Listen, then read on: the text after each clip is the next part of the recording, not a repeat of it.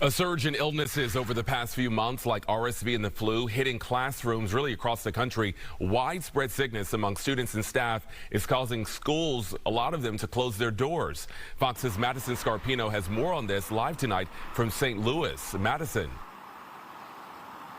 Hi, good evening, Jonathan. Unfortunately, with the holidays in our midst, things are not expected to get better anytime soon. An ICU pediatrician we spoke to says they've seen a huge surge in respiratory illnesses over the past few months.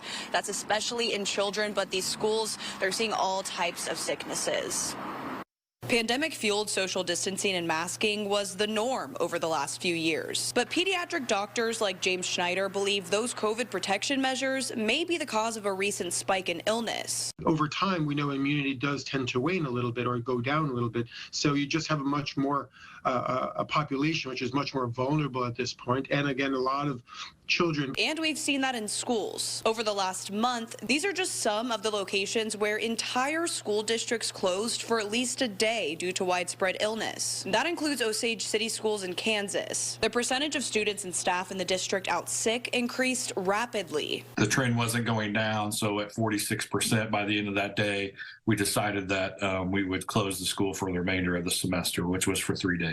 Superintendent Ted Hassong says his students and staff had a variety of illnesses, including strep, RSV, and the flu. You couldn't just pinpoint it to one thing, and so that's, I think, caused for the large population to be out. Hassong says while the pandemic prepared them to make adjustments, the main goal is to keep doors open as much as possible. We know the best learning occurs when they're sitting in front of a teacher in a classroom face to face, and we're going to do our best to try to keep that learning environment. Dr. Schneider agrees it's important to keep kids in school, but if your child is ill and symptomatic, keeping them out of school is to their benefit and clearly to the benefit of the rest of the class.